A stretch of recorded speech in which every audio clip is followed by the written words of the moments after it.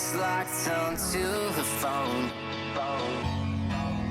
And I wished I'd had a number so I could be color unknown. And then I tell her. Actually, the Rag and Flag Festival has been around since before your parents were born. Goes back to 1958. And Rag stands for receive and give. I want to make this point. You just remember 3 C's, okay?